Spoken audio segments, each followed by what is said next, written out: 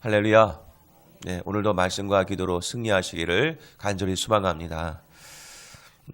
이제 어제 본문까지의 말씀은 이스라엘 백성들을 회복시키시고 또 이스라엘 백성들을 축복하겠다, 구원해 주시겠다, 이런 회복의.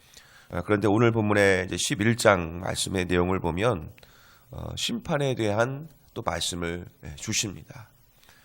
우리가 이 심판의 말씀을 통해서 우리가 또 오늘 아침에 또 이 귀한 교훈의 말씀을 삼고 또 우리가 참 목자로 또 하나님 앞에 쓰임 받는 지도자로 또 다시 한번 세움을 받는 그런 역사가 일어나기를 간절히 소망합니다.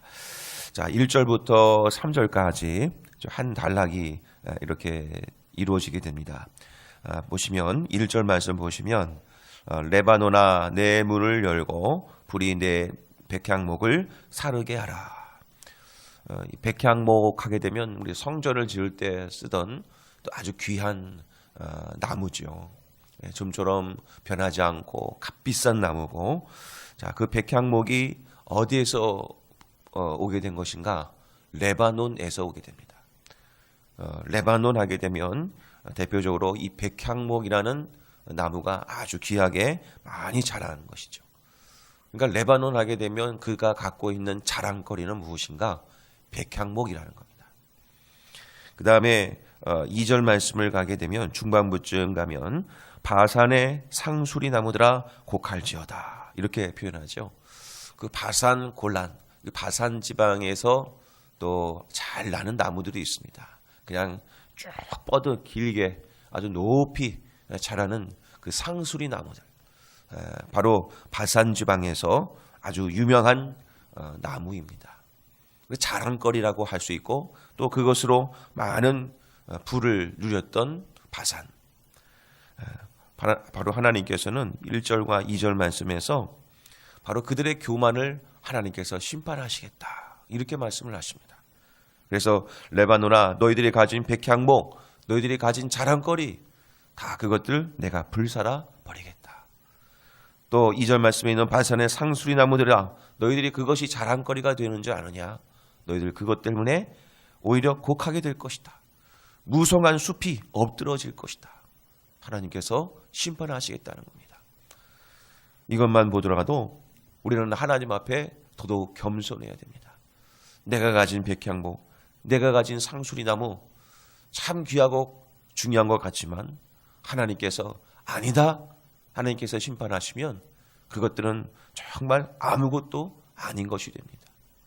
백향목이 참 귀하게 그것이 나에게 불을 가져다 주고 또 그것이 나에게 어떤 발판을 가져다 주는 것처럼 세상에서 인정을 해주지만 하나님께서 그 심판하시게 되면 쓸모없는 나무에 불과한 것입니다. 불살라지고 엎드러지는 그런 나무로밖에 아무런 의미가 없는 겁니다. 그러니까 가장 중요한 것은 하나님께 인정받는 것, 그것밖에 없습니다. 3절 말씀 가면 이제는 이제 목자들에게도 하나님께서 심판하시겠다 합니다. 목자들의 곡하는 소리가 나며 그들의 영화로운 것이 쓰러졌음이로다.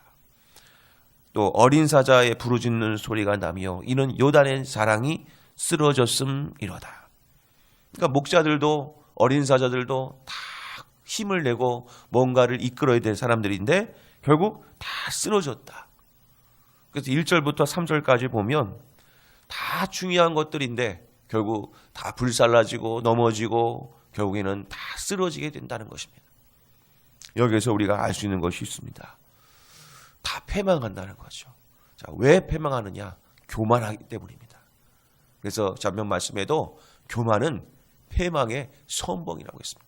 넘어짐의 앞잡이입니다. 우리가 넘어지고 쓰러지고 그리고 엎드러지는 이유는 다른 데 있는 게 아닙니다. 교만하기 때문에 쓰러지고 넘어지는 것입니다. 주님 앞에 겸손한 자들은 세움을 입습니다. 치료함을 입고 회복함을 입습니다. 그러나 교만하면 하나님이 반드시 꺾어버리십니다.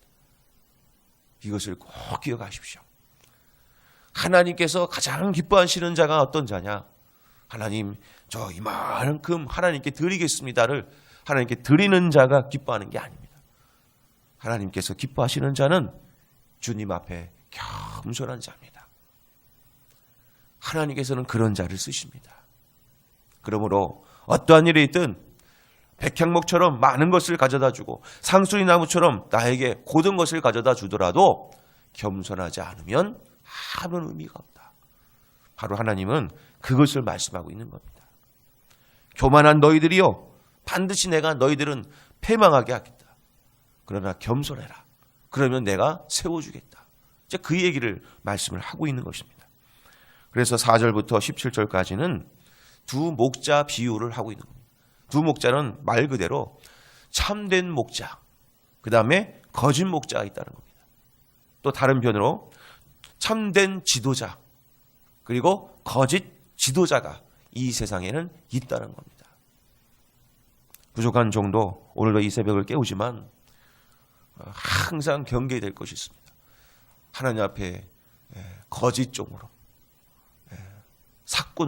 사꾼 목자로 쓰임받지 않게 하여 주시옵소서.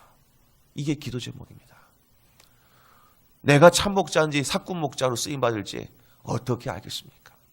그러니까 우리는 내가 가진 것을 자랑하지 말고 하나님 앞에 항상 겸손할 수밖에 없는 겁니다. 그렇게 해서라도 하나님 앞에 붙들림 받은 삶을 살고 싶은 거죠. 세상은 똑같습니다. 하늘에 속했냐 아니면 육에 속해 있는가, 둘 중에 하나라는 거죠. 그것을 참 목자, 거짓 목자라는 이 두 목자 비유를 통해서 말씀을 하고 있는 것입니다. 그래서 4절부터 17절까지 비유를 하는 겁니다. 참 목자, 거짓 목자. 저는 이제 총 세 가지 부분을 제가 오늘 비교하면서 참된 지도자는 어떠해야 되는가, 거짓 지도자를 어떻게 분별해야 되는가, 그것을 말씀을 드리겠습니다. 자, 4절 말씀을 가면 참 목자는 어떻게 되느냐? 여호와 나의 하나님이 이르시되 너는 잡혀 죽을 양떼를 먹이라. 참된 목자와 참된 지도자는 양떼를 먹입니다. 이게 참된 지도자입니다. 반면 거짓 지도자는 어떻게 되는가? 9절 말씀을 가질까요? 자, 9절 말씀 함께 읽어보겠습니다. 9절입니다. 시작. 내가 이르되 내가 너희를 먹이지 아니하리라. 죽는 자는 죽는 대로, 망하는 자는 망하는 대로, 나머지는 서로 살을 먹는 대로 두리라 하고. 거짓 목자는 어떻게 되느냐? 내버려 둔다는 겁니다. 내버려 둔다. 먹이지도 않고 그냥 내버려 두는 거, 그게 거짓 목자. 참된 지도자는 양떼를 먹이는 겁니다. 꼴을 먹이고 진리의 말씀을 먹이고, 그게 목자지 다른 걸 주는 게 목자가 아닙니다. 양들이 생명을 얻게 하고 풍성하게 하기 위해서 꼴을 먹여주고 말씀을 먹여주는 것이 목자가 해야 될 일이지, 다른 것을 먹여서는 절대 안 된다는 겁니다. 오히려 거짓 목자는 다른 데 관심을 둡니다. 양들이 먹건 말건 관심 두지 않습니다. 다른 데 관심을 둡니다. 그것이 거짓 목자입니다. 무엇이 참된 목자냐, 거짓 목자냐, 다른 데 구분점을 두지 마십시오.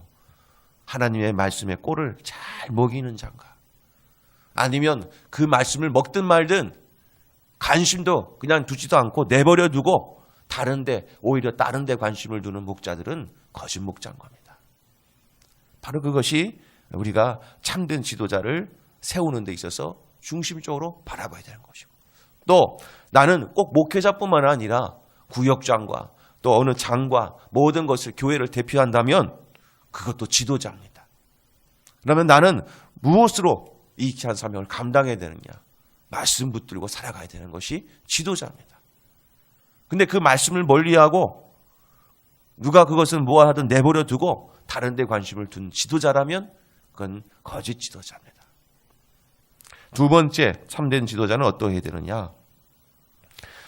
먼저 5절 말씀을 볼까요? 5절 같이 한번 읽겠습니다. 시작.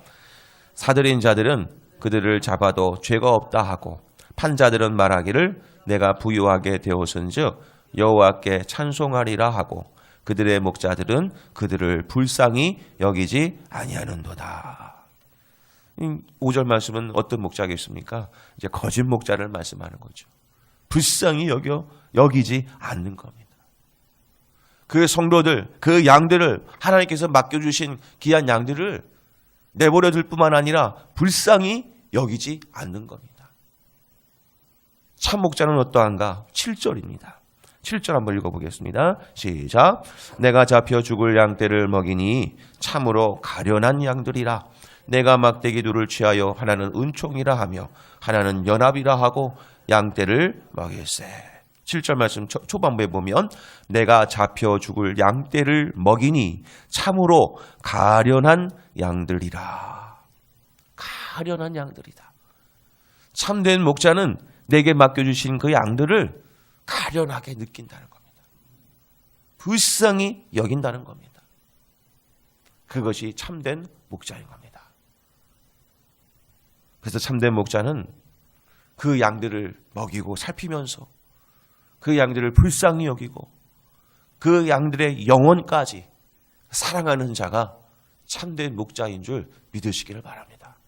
그런 지도자 상이 참 중요한 겁니다. 영혼까지 불쌍히 여기고 그를 잘 하나님 앞에 겸손히 살아갈 수 있도록 잘 챙겨주고 그 영혼을 위해서 기도하고 그 영혼을 섬길 수 있는 자가 참된 지도자인 겁니다. 바로 그런 지도자가 되도록 이 부족한 종을 위해서도 기도해 주십시오. 세상 따라가지 아니하고 그 영혼을 위해서 불쌍히 여기면서 사역하게 해달라고. 그게 참된 목자인 겁니다. 그걸 떠나버리면 그건 목자가 아닌 겁니다. 사업가죠. 그냥 세상에서 일하는 사업가에 불과한 겁니다. 목자는 다른 데 관심을 두는 게 아니라 영혼에 관심 두는 겁니다. 겉에는 마음이 아플 수도 있는 거죠. 그러면 그 아픈 것 때문에 그 영혼을 바라보면서 마음이 아파야 되는 겁니다. 안타까워야 되는 겁니다. 그래서 그 영혼을 마음에 품고 기도하는 게 목자입니다. 우리가 자녀들을 보살필 때도 첫째부터 마지막 우리 말째까지 다 물론 사랑스럽지만 어떤 자녀는 말을 잘 듣기도 하고 또 어떤 자녀는 말을 잘 안 들을 때도 있습니다. 그러나 똑같이 사랑하죠. 오히려 말을 안 듣는 그 자녀들을 보면서 더 마음이 아픈 겁니다. 앞으로 살아갈 날이 더 많은데 우리 자녀가 좀 잘 됐으면 좋겠다. 그래서 항상 마음을 신경 쓰이게 하고 또 그 자녀를 놓고 기도하는 겁니다. 그런 불쌍히 여기는 마음은 자녀들을 향해서도 우리가 있지요. 바로 그런 마음으로 우리의 양들을 돌보는 겁니다. 그게 목자입니다. 마지막으로 세 번째 특징은 7절 말씀 후반부에 보면 이렇습니다. 내가 막대기 둘을 취하여 하나는 은총이라 하며 하나는 연합이라 하고 양떼를 먹일세.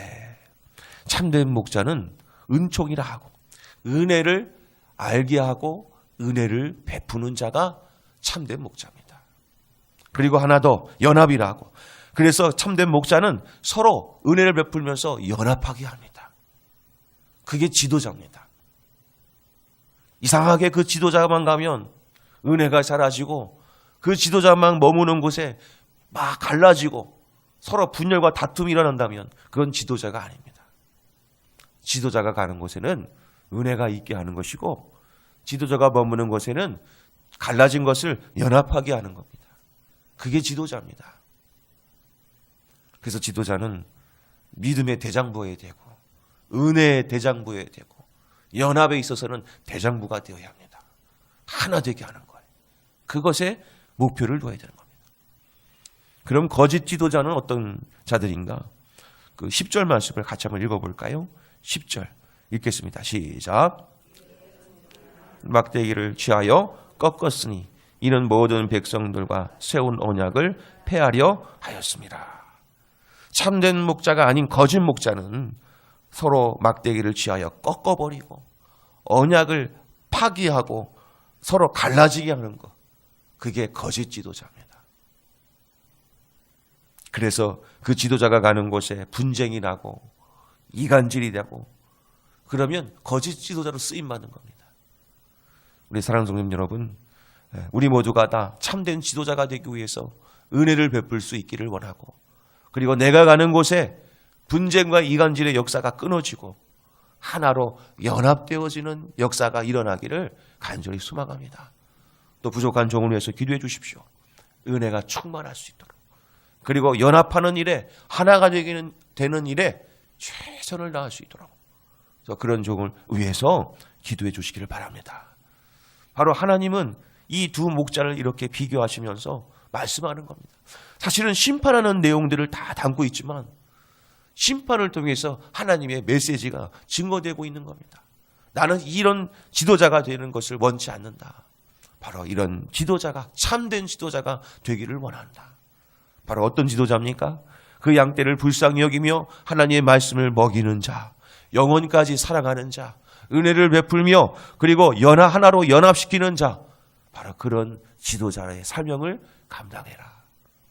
바로 그런 하나님의 말씀이 우리에게 던져지고 있는 것입니다. 그런데 이런 말씀이 던져졌을 때 참된 지도자가 아닌 거짓 지도자들은 앞으로 어떻게 될 것인가?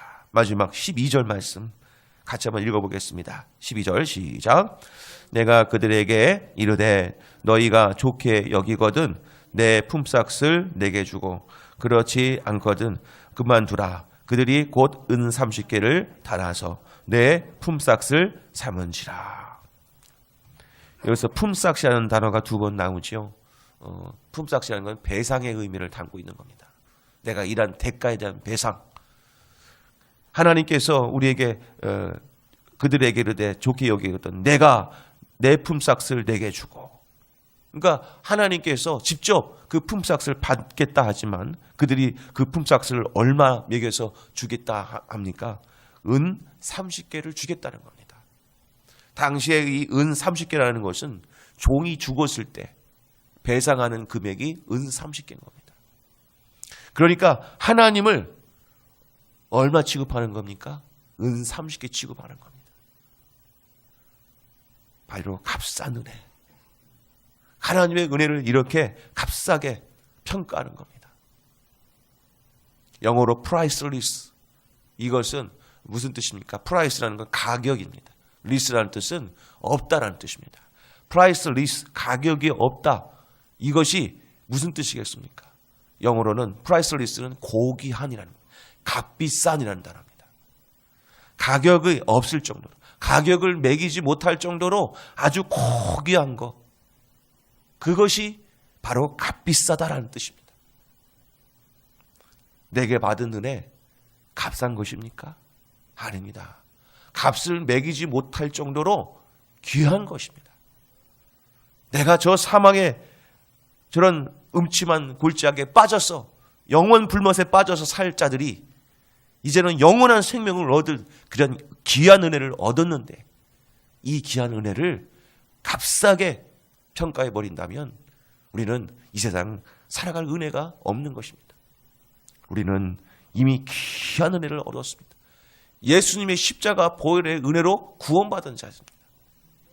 어찌 내가 받은 은혜를 정말 하찮게 여기고 다른 것에도 관심을 두겠습니까? 실제로 이 은 30개는 신약으로 건너가서 어떻게 실천되어집니까? 바로 가룟 유다가 예수님의 몸값을 은 30개로 넘겨버립니다. 그 말씀, 이 말씀을 이루기 위해서 하나님께서, 주님께서 직접 은 30개로 십자가에 못 박히십니다. 우리 사랑하는 성도님 여러분, 철저하게 성경 말씀 한 구절 한 구절이 누구를 위해서 있는 줄 아십니까? 지금 우리들을 위해서 이 말씀이 기록된 겁니다. 은 30개를 그대로 달기 위해서 예수님께서 우리를 위해서 그 은식 30개를 그대로 받으셨습니다. 그리고 십자가를 감당하셨습니다. 마치 도살장에 끌려가는 어린 양처럼 아무 말 없이 순종하셨습니다. 누구 때문입니까? 우리 때문에, 나 때문에. 그러므로 우리는 누구를 위해서 사느냐? 하나님 위해서 살아야 되는 겁니다. 그것에 가장 경계될 것은 교만이라는 거죠.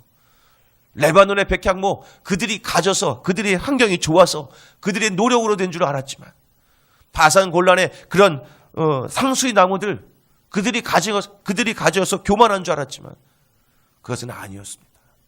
하나님께서 은혜를 주셨기 때문에 가졌던 겁니다. 사랑하는 성도 여러분, 오늘 하루 나의 교만을 내려놓으시고 겸손히 하나님 바라보십시오. 그리고 하나님의 은혜를 철저하게 누리시고 거짓된 삶을 버리시고 철저하게 긍휼히 여기는 마음으로 하나님 앞에 바로 서시는 주님의 참다운 종들, 주님의 참다운 지도자들이 다 되시기를 간절히 소망합니다. 기도하시겠습니다.